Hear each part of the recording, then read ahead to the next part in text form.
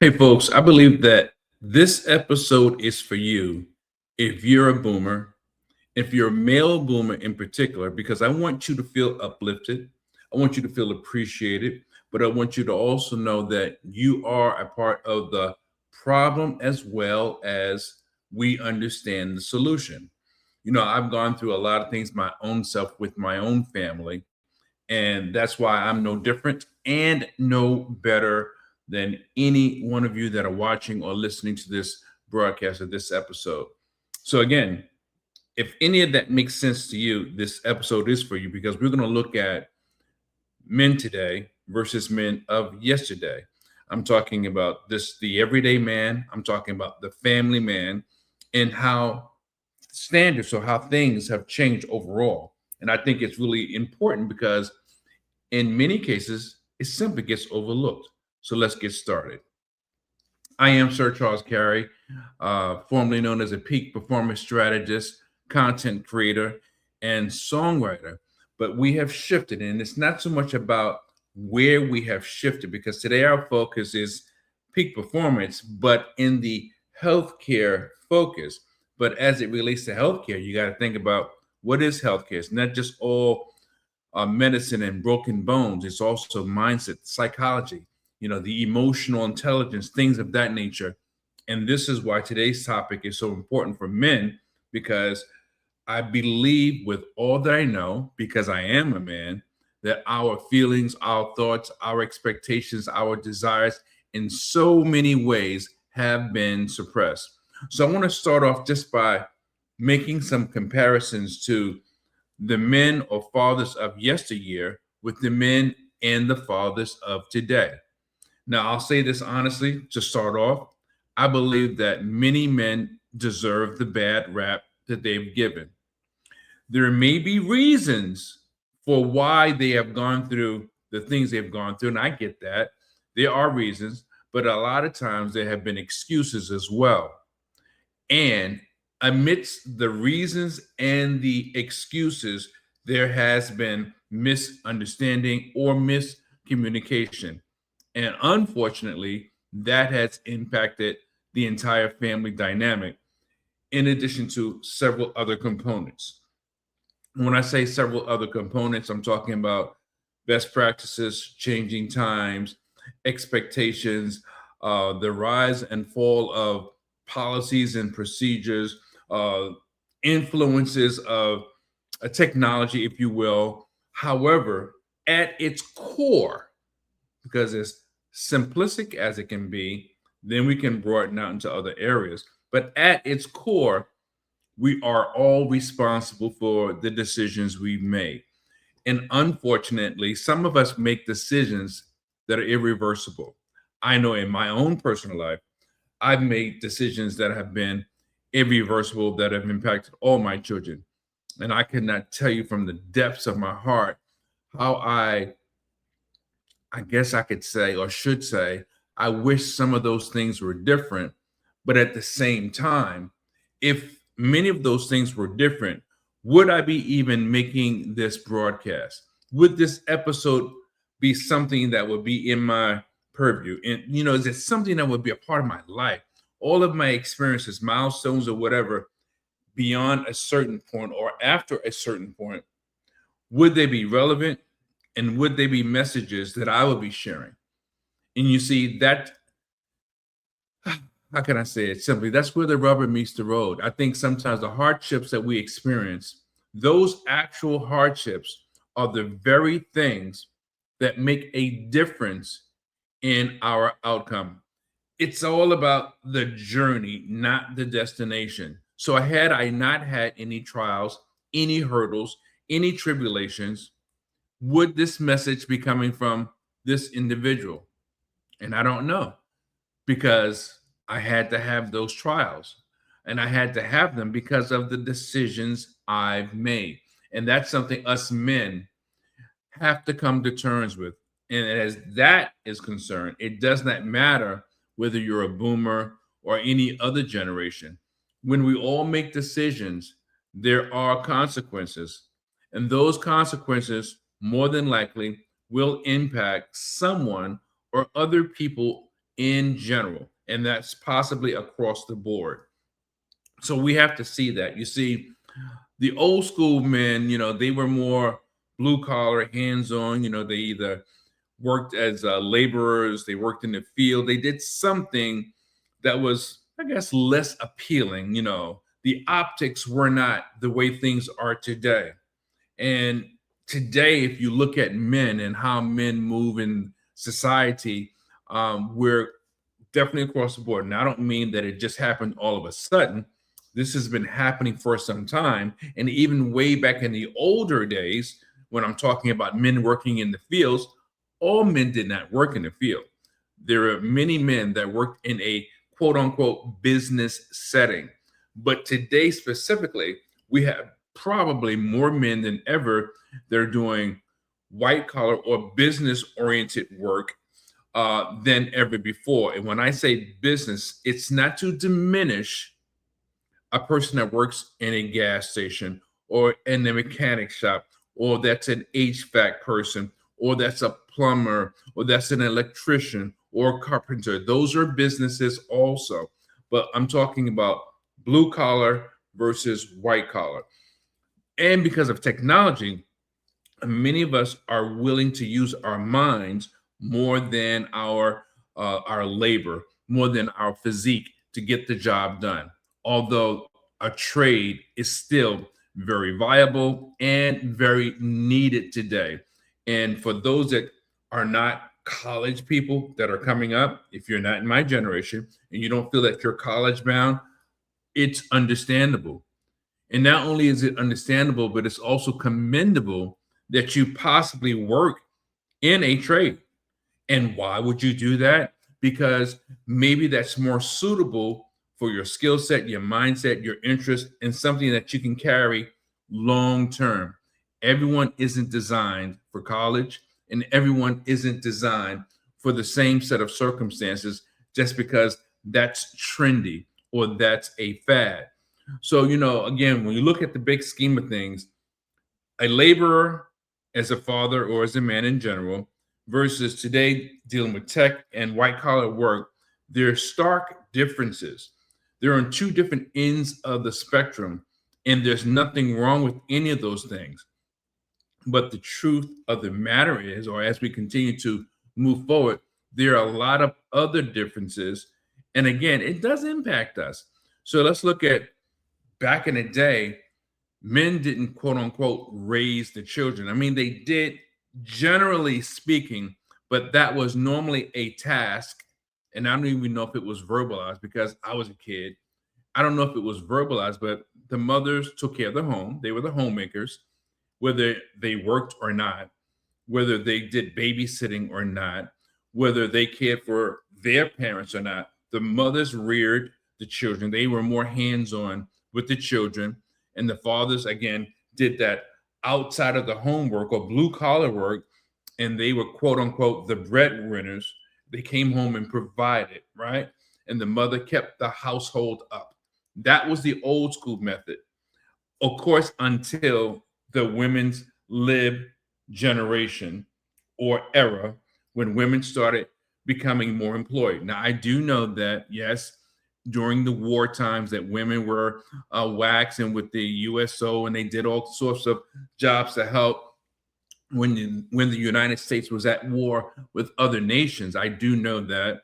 And that probably or possibly helped to spurn decades later the women's lib era. Now, I can't say that it definitely did, but it seemed to be a crack or a foothold in the beginning of something that would continue to change because of the independence, because of the ability for a woman to have her own.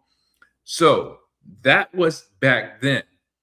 Now, if you look at things, fathers are still the ones that, are supposed to, if they're in the home, are supposed to or expected to provide.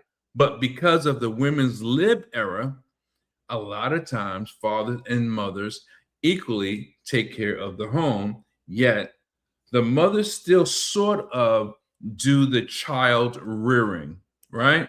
And maybe even the correcting of the children. A lot of times you'll find that that's something that um, is, I guess, an expectation of the moms. So the dads would fix things when they came home around the house. You know, they would come in. Of course, the mom or the wife would have their food, whatever, and the dad would wash, rinse, and repeat the same behavior. Go to work, bring home the bacon, maybe help with the gardening, and depending if you have property, fix the washing machine or fix things in the house, and maybe even do the correcting. If mom felt, excuse me, if the mother felt that the child needed correcting or whatever the case may be, or a talking to, well, the dad was expected to be the one to correct the child, depending on what was going on. Now, when you look at things now, I guess you could say that things kind of changed somewhat. And they changed in the sense that a lot of these duties, a lot of these household um, lifestyles, I'll say, are equally shared. Again, if the father is in the house.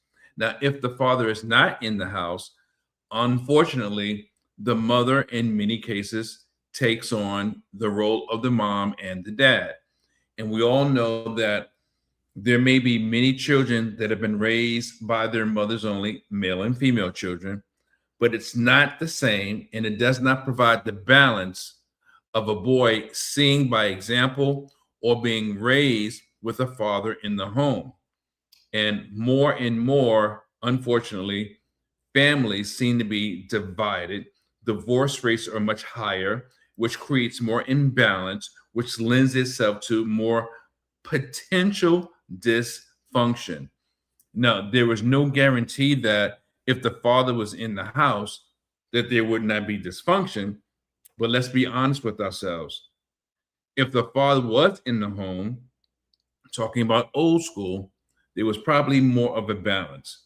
The children, male or female children, got to see things from dual perspectives, not just one, not just a feminine touch. A feminine touch is one thing, a masculine touch is another. And it's not to say that the men are always going to be aggressive with the children, but it's to say that there are benefits from both styles, from a kinder or softer style, as well as a firm and more assertive style, especially when it comes to your parents being the ones to tell you, to teach you, to instruct you, and to inform you. And that's the long and short of it. You know, dads were normally going to give the punishments, where a mother's punishment might be just a talking to. Now, I'm not saying that children needed to have physical correction, but in some cases, it was fine and it worked out fine in many cases. We're living in a different time today. So let's look at things in a balanced way, or as balanced as possible. And when you look at the big scheme of things, ask yourself, what way was I raised? Ask yourself, how do I raise my children? Ask yourself how involved you were. Were you in the home? Were you not in the home? If you were not in the home, were you able to make amends? Did that help? Do you see some breakdown in your family dynamic within your children, male or female?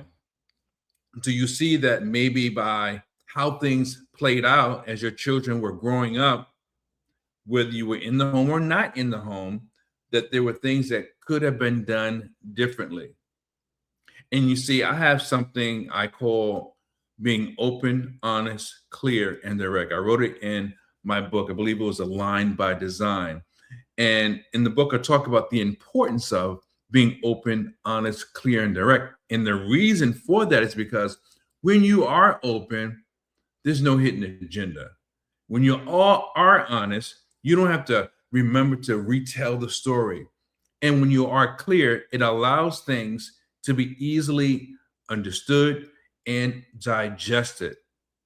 And if you are direct, again, you're setting that example, because these people, talking about your children, male or female, they deserve the opportunity of going out in the world, or being prepared to go out in the world with the right mindset. Again, that's another catchphrase.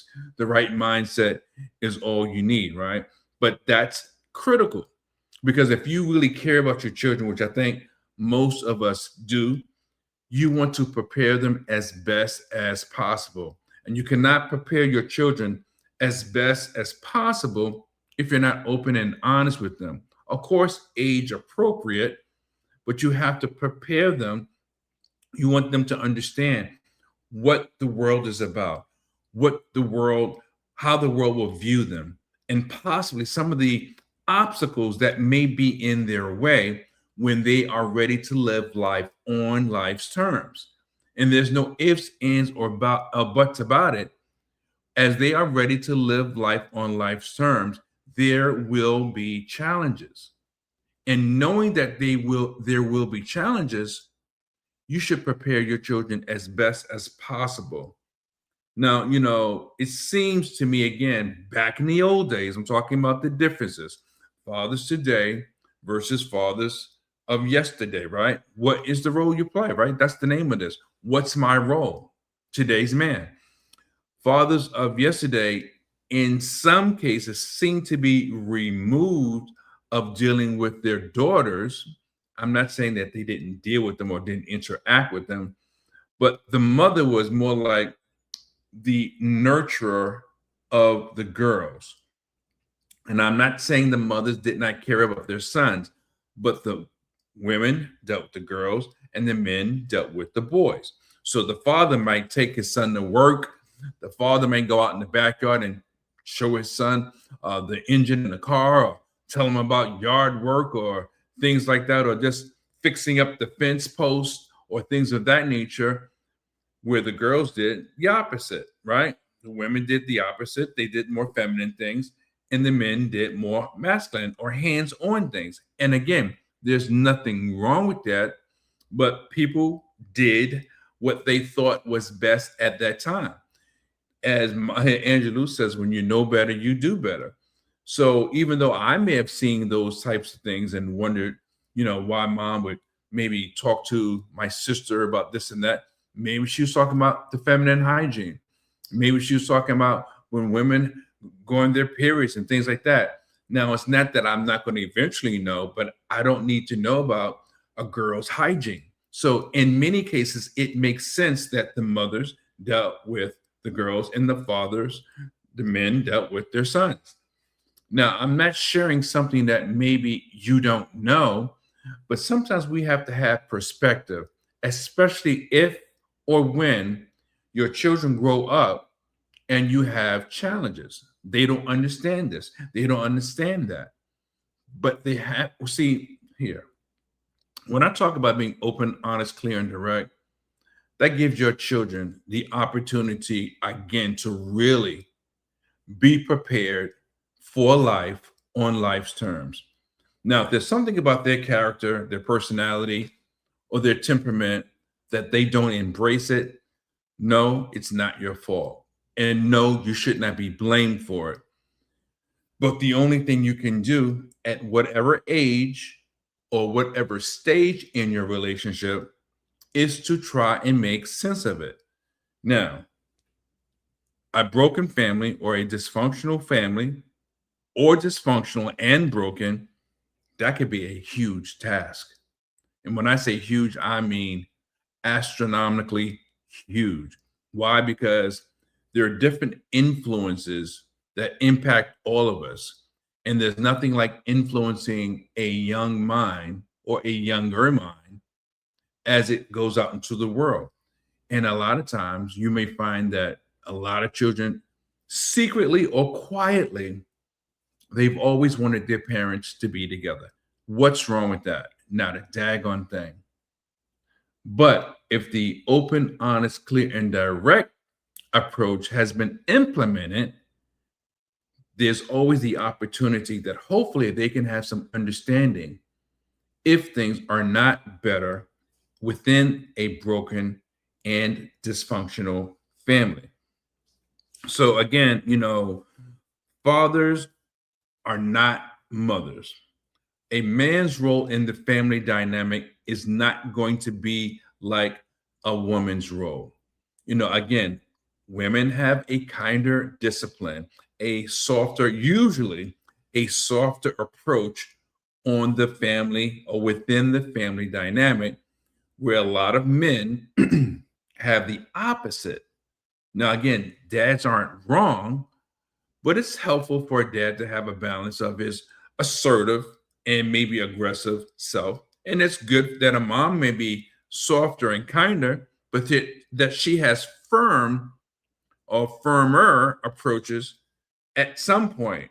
Because again, balance is needed not just in the household, man, woman, but how the man or the woman disseminate how they raise their children to go out in the world. That is, to me, of course, it would be a perfect scenario, but we're not perfect and we're not dealing with scenarios that are just the ideal scenario, period. I mean, no one has this perfect upbringing. I remember as a young man, maybe in my early 20s, I was able to tell my parents about things they did with me and to me that they were inaccurate about. And then when I told them very openly. I kind of felt sorry for them, but I know that I needed to tell them because, yeah, they did the best that they did, but it bothered me that they did things that I knew were inaccurate. Prime example, once I remember as a young person, I was always steadfast at learning. I knew how to price compare when going to stores. I was a good kid to go to the store and get a greeting card. So they would send me sometimes to the drugstore, to the grocery store, to the corner store, and maybe go and get a greeting card for whatever event, or if they liked a certain food from the fruit stand. That's when we had fruit stands separate from other food locations. Sometimes I would go to 2 or 3 maybe different stores. This is the money in the pocket for the grocery store, and this other pocket maybe was the money for the drugstore, and then maybe another pocket had a note to give the man behind the counter to get something for mom, or he would maybe secretly wrap up beer and put it in a bag and let me take it up, right? So I'm going to 2 and 3 different stores. So on this one particular occasion, I go to the store and they're doing the math, and I'm like, okay, I'm back from the store. And they asked me, where's the rest of the money? And I'm thinking, what money? And I had $5 in my back pocket that I did not use. Didn't realize it. So what happened? I get my hind parts tore up for stealing. Folks, I was not stealing. I didn't know the money was there. I did not remember because I'm going to various stores. I'm walking up 5 flights of stairs with a shopping cart. And honestly, because again, at a young age, I was did good price comparisons. I saved money on the things I got from the store. Meanwhile, they were upstairs with my aunts and uncles and my cousins, but I'm the one going to the store. I get embarrassed in front of my cousins and my aunts and uncles, and I'm promised to get my hind parts tore up, plus to be put on punishment for stealing. And I did not steal. So I told them about this as a young man in my mid 20s. And as I told them about the story, they both looked at me like not deer in headlights, like deer that didn't want to look at the headlights. Their heads went down and they felt so saddened and ashamed. And I definitely understood what that look was about. But the point still remained that they were wrong, period. They were simply wrong for how they looked at me and what they thought that I was doing. And I wasn't doing anything wrong. I wasn't intentionally taking money. And I had to live with that until I was able to tell them. They didn't want to hear from me when I was a kid because what? I'm lying because I want to get away with taking $5 for bubble gum and candy and maybe a G.I. Joe or something. Come on. So my point of saying all that and sharing that story was just to say that it's important to be open, honest, clear, and direct. And when you look at the past to how things are done today, there is a grave difference. And sometimes the miscommunication or the misunderstanding in whatever way, it may not be that easy to iron it out, but we want to. We really want to, and we should. But if you cannot do that, you should not be walking around with guilt. And again, men are not like women. Our way of loving and caring is not the same way a mother or a woman would love and care. There's so many moms that are really not loving, and there's so many fathers that are very emotional. I know I'm a very emotional man. I've always been. I've always told my children how much I love them and how much I care for them, even if I'm not able to provide or wasn't able to provide for them when I was younger, especially knowing that I had a dark past. I was a substance abuser, but I always wanted them to know how much I cared for them. So again, if this message rings home with you, if you've had any trials, whether it's from the perspective of being a parent that was separated from his family, a parent that was on substance abuse, your children were maybe torn in one direction or another direction.